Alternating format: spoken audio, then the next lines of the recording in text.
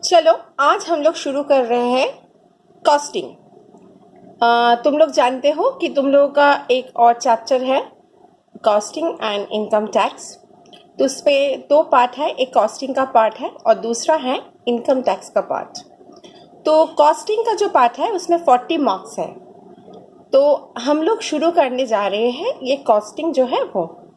तो कॉस्टिंग का total 40 marks है, उसमें 3 चैप्टर्स हैं। फर्स्ट चैप्टर है accounting for material 2, second chapter है accounting for labour and last chapter है ओवरहेड। मटेरियल में ओनली 10 मार्क्स है। लेबर बहुत बड़ा चैप्टर है, उसमें 25 मार्क्स है और लास्ट में जो ओवरहेड है उसमें ओनली 5 मार्क्स है। तो हम लोग चलो शुरू करने जा रहे हैं मटेरियल कॉस्टिंग 2। तो मटेरियल कॉस्टिंग 2 क्योंकि हम लोग फर्स्ट जो पार्ट है मटेरियल कॉस्टिंग का वो हम लोग क्लास 11 में करके आ चुके हैं, जहाँ पे हम लोग मटेरियल परचेस करने से पहले जो जो रिक्वायरमेंट्स है उसको देखे थे, जहाँ पे level of stock, economic order quantity, ये सब बारे में हम लोग सुने थे। तो अभी हम लोग चल रहे हैं थोड़ा सा आगे, मटेरियल कॉस्टिंग पार्ट 2, मतलब थोड़ा सा ज्यादा हम लोगों को जानना है। तो देखो, अगर हम लोग कोई प्रोडक्शन करें, main things required for manufacturing. Suppose एक एग्जांपल लेते हैं, लेदर से हम लोग शू मेक कर सकते हैं, बैग कर सकते हैं या बेल्ट भी कर सकते हैं, जैकेट भी कर सकते हैं। तो लेदर इंडस्ट्रीज में जो है ये सब प्रोडक्ट हो सकते हैं और उसके लिए पहले क्या चाहिए, पहले चाहिए मटेरियल और दूसरा चाहिए लेबर। ये दोनों चीज़ है बहुत इम्पोर्टेंट। तो ये दो चीज़ वो हम लोग अगर नहीं लेंगे तो इससे हम लोग शुरू करते हैं कोई प्रोडक्शन। हम लोग जब लास्ट ईयर में कॉस्ट किए थे वहाँ पे हम लोग देखे थे कि हम लोग पहले कॉस्ट में प्राइम कॉस्ट निकालते थे, मुख्य व्यय। उस प्राइम कॉस्ट का एलिमेंट्स जो था वो था direct material, direct labour and direct expenses. So this material is direct material. हाँ, यहाँ पे देखो materials are of 2 types. One is called direct material. What is direct materials? Direct materials है material which are converted into new product and consumed for a single batch.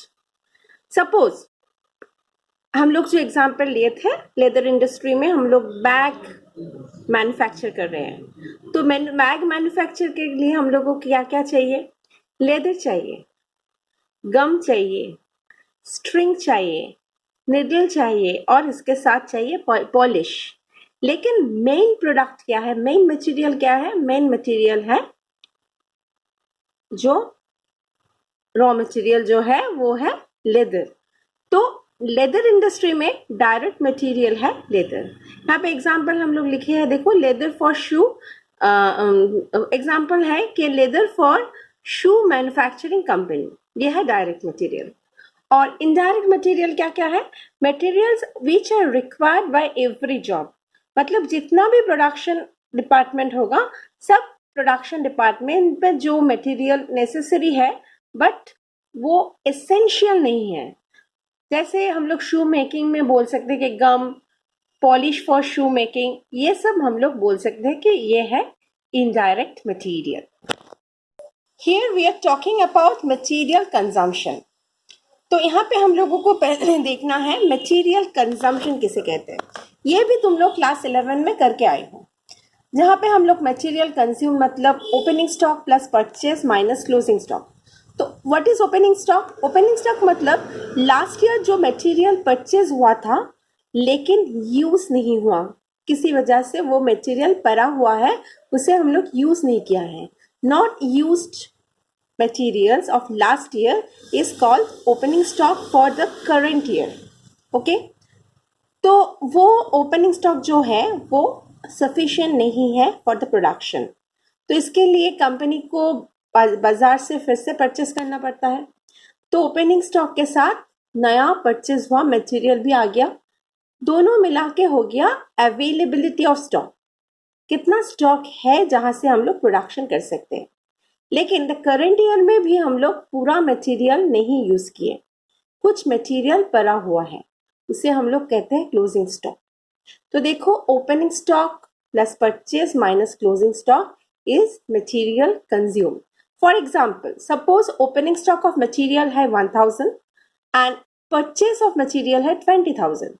So total available stock कितना है? 21,000। अभी हम लोग देख रहे हैं कि 5,000 रुपीज का मटेरियल पड़ा हुआ है।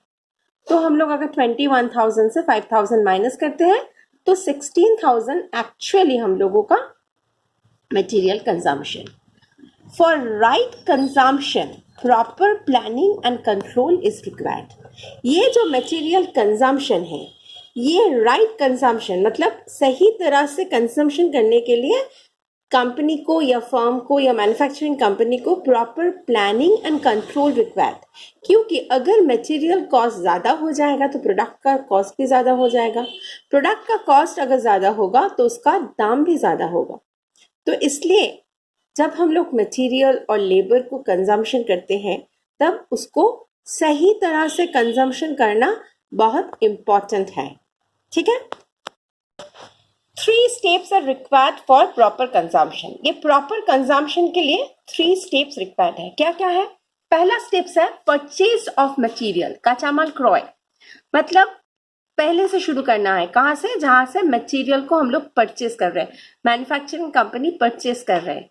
क्योंकि परचेज जब कंपनी करते हैं वो अकॉर्डिंग टू प्रोडक्शन, मतलब जो प्रोडक्शन होगा उसके लिए, देखो मटेरियल तो डिफरेंट टाइप्स का हो सकता है, डिफरेंट क्वालिटी का हो सकता है। सही क्वालिटी का मटेरियल परचेज करना इम्पोर्टेंट है और उसके साथ रेट को भी देखना है। ऐसा नहीं है कि हम लोग बहुत अच्छा मटेरियल परचेज किए और उसका रेट भी बहुत ज़्यादा है तो वो नहीं चलेगा। क्या देखना है कि दाम भी सही हो और मटेरियल का क्वालिटी भी सही हो और उसका एक प्रॉपर प्रोसेस है जैसे हम लोग मटेरियल को परचेस करते हैं। परचेस में भी हम लोगों को देखना है कि कम से कम पैसे से हम लोग परचेस कर सकते हैं। ठीक है, दूसरा है स्टोरेज ऑफ मटेरियल। अभी हम लोग परचेस तो करके लिए आए और परचेस करने के बाद अगर हम लोगों को उसको स्टोर भी करना है, क्योंकि ऐसा नहीं है कि परचेस हो गया और उसी टाइम पूरा प्रोडक्शन में लग गया, ऐसा नहीं होता है। तो पहले हम लोगों को मटेरियल को स्टोर करना है। तो दूसरा पॉइंट है स्टोरेज ऑफ मटेरियल, जिसे हम लोग कहते हैं काचा माल मौजूद। एंड थर्ड पॉइंट जो तुम लोगों के लिए बहुत इंपॉर्टेंट पॉइंट है वो है issue of material to different production department. Store से जहां पे मटेरियल स्टोर रहेगा वहां से डिफरेंट प्रोडक्शन डिपार्टमेंट मतलब सपोज कोई लेदर मैन्युफैक्चरिंग कंपनी में बहुत सारे डिपार्टमेंट हो सकते हैं। एक बैग प्रोड्यूस कर रहे हैं, एक जैकेट प्रोड्यूस कर रहे हैं, तीसरा डिपार्टमेंट है जो शू प्रोड्यूस कर रहा है, चौथा डिपार्टमेंट है जो बेल्ट प्रोड्यूस कर रहा है। तो ऐसे बहुत सारे डिपार्टमेंट हैं और उस डिपार्टमेंट में जब उनका नेसेसरी है, जब उसका रिक्वायरमेंट है, तब वो स्टोर से मटेरियल मांग के लेते हैं। तो थर्ड पॉइंट है issue of material to different production department. उत्पादনের প্রয়োজনে বিভিন্ন বিভাগে কাঁচামাল বিলি।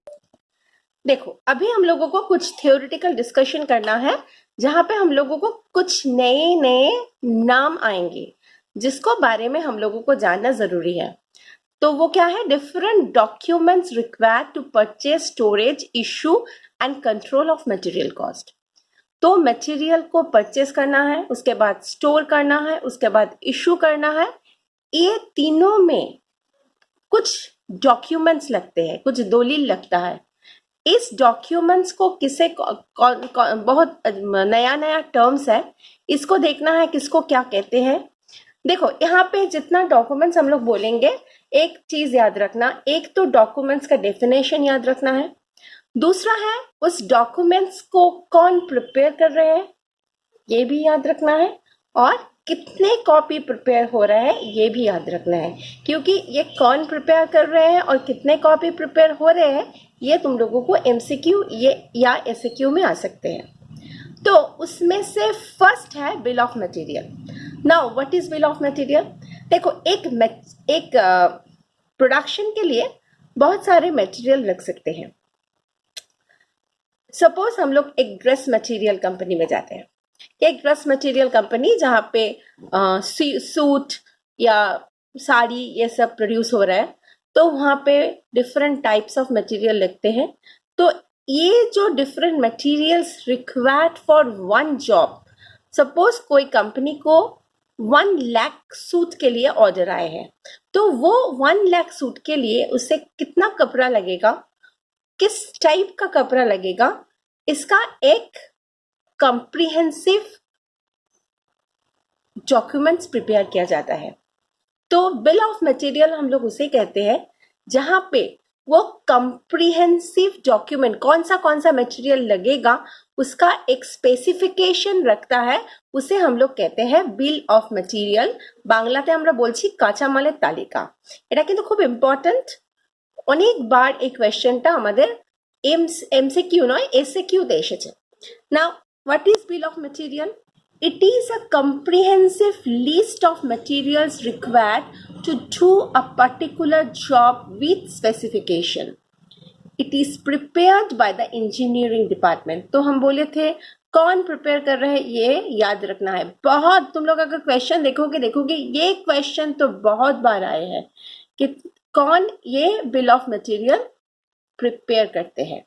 তো हम लोग क्या देख रहे हैं, বাংলাতে বলে দিই একবার। কাঁচামালের তালিকা হলো একটি উৎপাদন কাজের জন্য প্রয়োজনীয় সমস্ত উপাদানের একটি বিস্তারিত তালিকা, এটি ইঞ্জিনিয়ারিং বিভাগ প্রস্তুত করে। तो बिल ऑफ मटेरियल क्या है? एक प्रोडक्शन के लिए जो मटेरियल विद स्पेसिफिकेशन, मतलब क्वालिटी कैसा होना चाहिए, कितना क्वांटिटी लगेगा, सब उसका रेट क्या होगा, इसका एक स्पेसिफिकेशन रख के एक लिस्ट तैयार किया जाता है। इस लिस्ट को हम लोग बोलते हैं बिल ऑफ मटेरियल। सेकेंड जो टर्म्स हम लोग को जानना है वो है परचेज रिक्विजिशन। बांग्लाয় আমরা বলছি ক্রয়ের দাবিপত্র। Now what is purchase requisition? तो देखो, डिफरेंट डिपार्टमेंट उनको क्या चाहिए उसका एक लिस्ट वो लोग बना लेते हैं। मतलब हम लोग जानते हैं क्या क्या है लगेगा, एक प्रोडक्शन के लिए क्या क्या मटेरियल लगेगा वो लोग हम जानते हैं। लेकिन चलो सब प्रोडक्शन चल रहे हैं, अभी हम लोग देख रहे हैं कि प्रोडक्शन कंप्लीट करने के लिए और भी मटेरियल चाहिए, तो उसका एक रिक्विजिशन वो पर्टिकुलर डिपार्टमेंट तैयार करते हैं। एक्चुअली ये पर्टिकुलर डिपार्टमेंट भी नहीं, एक्चुअली ये स्टोर्स डिपार्टमेंट तैयार करते हैं, क्योंकि स्टोर्स डिपार्टमेंट जो है उसके पास टोटल रिकॉर्ड है कौन सा मटेरियल का कितना क्वांटिटी उनके पास है। तो कभी कभी स्पेसिफिक डिपार्टमेंट जो है वो भी तैयार कर सकते हैं, लेकिन ज़्यादातर से ये स्टोर से प्रिपेयर करते हैं कि कितना मटेरियल और चाहिए, माने कोई एक मटेरियल कितना क्वांटिटी चाहिए उसका एक रिक्विजिशन तैयार करते हैं, उसे हम लोग कहते हैं परचेज रिक्विजिशन। देखो यहाँ पे लिखा है it is a written document prepared by the stores department and other departments for a request of purchase। मतलब ये जो रिक्विजिशन है ये रिक्विजिशन स्टोर्स डिपार्टमेंट और अदर्स जो डिपार्टमेंट है वो लोग तैयार करते हैं, और तैयार करके किसे भेजते हैं? परचेज डिपार्टमेंट को। जो purchase department according to their requisition purchase के लिए इनिशिएट करेगा। ठीक है, देखो यहाँ पे क्या है, এটি এমন একটি দলিল যার সাহায্যে মজুদ বিভাগ ও অন্যান্য বিভাগ প্রয়োজন অনুসারে তাদের ক্রয়ের দাবি করে থাকে। ठीक है, ये है परचेज रिक्विजिशन। तो ये कौन प्रिपेयर करते हैं? जनरली ये स्टोर्स डिपार्टमेंट और नहीं तो प्रोडक्शन डिपार्टमेंट। अगर एमसीक्यू आते हैं तो तुम लोग स्टोर्स डिपार्टमेंट भी लिखोगे, मौजूद विभाग এটা তৈরি করে থাকে। तो कौन प्रिपेयर करते हैं? हम लोग ऑलरेडी बोल चुके हैं कि जनरली ये स्टोर्स डिपार्टमेंट प्रिपेयर करते हैं। ये प्रिपेयर कर होते हैं 3 कॉपी, 3 कॉपी एटर प्रिपेयर हुए থাকে, ट्रिप्लिकेट कॉपी प्रिपेयर। क्यों ट्रिप्लिकेट कॉपी?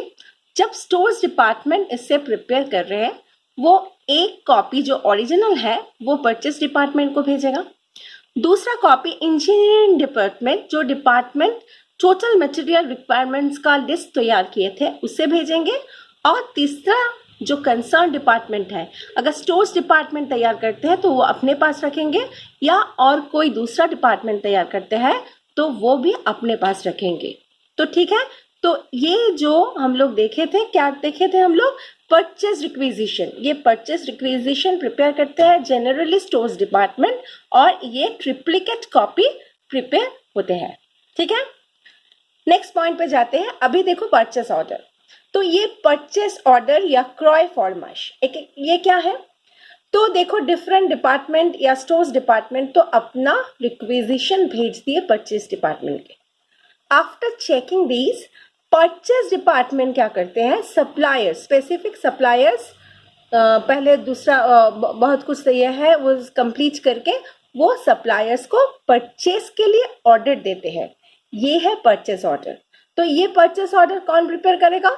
ये परचेस ऑर्डर प्रिपेयर करेगा परचेस डिपार्टमेंट। देखो क्या लिखा है, it is a written request made by the purchase department to the specific suppliers for supply of specific quantity and quality of material।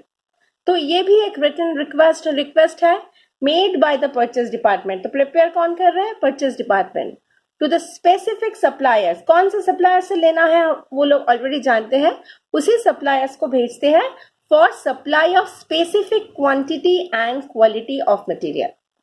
ক্রয় বিভাগ দ্বারা লিখিত এই দলিলটি কাঁচামাল সরবরাহকারীকে পাঠানো হয়ে থাকে। এর মাধ্যমে ক্রয় বিভাগ নির্দিষ্ট গুণমান এবং নির্দিষ্ট পরিমাণ কাঁচামাল ক্রয়ের ফরমাশ করে থাকে। ठीक है, तो बहुत बार ये प्रॉब्लम आता है। हम लोग देखे हैं कि एक था परचेस रिक्विजिशन, दूसरे है परचेस ऑर्डर। तो परचेस रिक्विजिशन कौन प्रिपेयर कर रहे हैं? परचेस रिक्विजिशन प्रिपेयर कर रहे हैं जनरली स्टोर्स डिपार्टमेंट, नहीं तो कोई कंसर्न डिपार्टमेंट। और जो परचेस ऑर्डर है, ऑर्डर जो कंपनी से भेजते हैं वो भेजते हैं परचेस डिपार्टमेंट। ये देखो यहाँ पे लिखे हैं 4 copies prepared by the purchase department. कौन प्रिपेयर कर रहे हैं? Purchase department. कितना कॉपी प्रिपेयर हो रहे हैं? 4 कॉपीज। तो ये 4 कॉपीज किसको किसको भेजे जाएंगे? एक तो सप्लायर को भेजे जाएंगे, दूसरा स्टोर्स डिपार्टमेंट को भेजे जाएंगे, क्योंकि स्टोर्स डिपार्टमेंट ये रिक्वेस्ट भेजे थे। और यहाँ पे हम नहीं लिखे, अगर स्टोर्स डिपार्टमेंट नहीं भेजे हैं, कोई और दूसरा डिपार्टमेंट भेजे हैं, तो उस दूसरा डिपार्टमेंट में ये भेजे जाएंगे। नंबर 3 है अकाउंटिंग डिपार्टमेंट, जो हिसाब रखेगा कि कितना परचेज हो रहा है, कितना पैसा जाएगा। और 4th one written by the purchase department. 4th copy जो है वो परचेज डिपार्टमेंट खुद अपने पास रखेगा। नेक्स्ट है बहुत important, goods received note. Bracket में हम लिखे हैं GRN। क्यों लिखे हैं? क्योंकि जब हम लोग सम्स करेंगे ये लिखना है GRN number. Goods received note, इसका बंगाली में क्या बोलते हैं? मालपत्र प्राप्ति नोट। अभी देखो परचेस ऑर्डर तो भेज चुके हैं परचेस डिपार्टमेंट, अभी सप्लायर का काम है। सप्लायर क्या करेगा? सप्लायर उस अकॉर्डिंग टू स्पेसिफिकेशन गुड्स को कलेक्ट करेगा और वो गुड्स को भेजेंगे कंपनी में, मैन्युफैक्चरिंग कंपनी में। लेकिन वो रिसीव कौन करेगा? उसके लिए एक अलग डिपार्टमेंट है, वो है गुड्स रिसीव्ड डिपार्टमेंट। अभी ये काम किसका है? Goods received department. वो गुड्स को रिसीव करेंगे और चेकिंग भी करेंगे। क्या चेकिंग करेंगे? कि उसका क्वालिटी सही है या नहीं। और जो परचेस ऑर्डर भेजे गए थे उस परचेस ऑर्डर के साथ इसका मेल मिलाए है या नहीं, क्योंकि ये देखना जरूरी है। सपोज हम लोग A क्वालिटी के प्रोडक्ट चाहिए थे, लेकिन हमको C क्वालिटी का प्रोडक्ट मिल गया, तो ये भी देखना जरूरी है। और ये कौन देखेगा? ये देखेगा गुड्स रिसीविंग डिपार्टमेंट। और after checking this they will prepare goods received note. देखो क्या लिखे हैं, it is a document in which detailed description of material received from suppliers are written. तो ये क्या है? ये भी एक डॉक्यूमेंट है। यहाँ पे Detailed specification of material received from suppliers are written. ठीक है, क्या क्या डिस्क्रिप्शन लिखा रहेगा? एक तो है गुड्स का कोड, मटेरियल का कोड रहेगा, क्वांटिटी रिसीव्ड, कितना क्वांटिटी रिसीव्ड हुआ है, rate of material, rate of मतलब पर यूनिट मटेरियल का रेट कितना है, वैल्यू ऑफ मटेरियल मतलब टोटल जितना क्वांटिटी आया है उसका टोटल वैल्यू कितना है, and purchase order number. Purchase order number भी लिखना बहुत जरूरी है, क्योंकि कौन सा परचेस ऑर्डर के अगेंस्ट पे ये मटेरियल आया है ये गुड्स रिसीव डिपार्टमेंट देख लेंगे, और देखने के बाद उनका काम क्या है, ये नोट के साथ ये इसे भेज देंगे स्टोर्स डिपार्टमेंट में। देखो बंगाली में क्या लिखे हैं, পণ্য প্রাপ্তি সম্পর্কে সরবরাহকারীকে অবহিত করার জন্য এই দলিলটি প্রস্তুত করা হয়। এই দলিল থেকে কৃত পণ্য সম্পর্কে সম্যক ধারণা পাওয়া যায়, যেমন কোড নম্বর, পণ্যের পরিমাণ, একক প্রতি পণ্যের মূল্য, মোট মূল্য এবং ক্রয় ফরমাশপত্রের নম্বর। तो ये जो गुड्स रिसीव नोट है ये तब कौन प्रिपेयर कर रहा है, ये प्रिपेयर कर रहे हैं गुड्स रिसीविंग डिपार्टमेंट। हम लोग कभी नहीं कहेंगे कि ये स्टोर्स डिपार्टमेंट प्रिपेयर कर रहे हैं, क्योंकि स्टोर्स डिपार्टमेंट नहीं लेते हैं सप्लायर से, सप्लायर से लेते हैं goods receiving department. So it will prepare by the goods receiving department. और उनको भी ये जो जीआरएन है, ये जीआरएन 5 कॉपीज प्रिपेयर करना है। क्यों? पहला कॉपी जो है वो तो सप्लायर को जाएगा, क्योंकि सप्लायर को ये एक इंफॉर्मेशन देना है कि हमको इतना क्वांटिटी, इतना क्वालिटी, ऐसा क्वालिटी का प्रोडक्ट मिल चुके हैं। दूसरे परचेस डिपार्टमेंट को जाएगा, क्योंकि परचेस डिपार्टमेंट तो परचेस ऑर्डर दिए थे, उसको भी जानना जरूरी है कि according to their order goods received हुआ है या नहीं। तीसरा जाएगा स्टोर्स डिपार्टमेंट, मतलब जिसके पास वो गुड्स अल्टीमेटली जा रहे हैं उस स्टोर्स डिपार्टमेंट को जाएगा। फोर्थ वन जाएगा for accounting department, to accounting department, क्योंकि अकाउंटिंग डिपार्टमेंट को हिसाब रखने हैं कितना गुड्स आया है एंड कितना क्वांटिटी, कितना रेट है उसका। And fifth one will be written by the goods receive department. तो ये रहा हम लोगों का आज का टॉपिक। तो ये पूरा थियोरेटिकल क्लास था। ये टॉपिक तुम लोग अच्छे से देखो और इसको नोट करके भी रखो। नोट ऐसे नोट करके रखोगे तो तुम लोगों को क्वेश्चन का आंसर देना बहुत इजी होगा।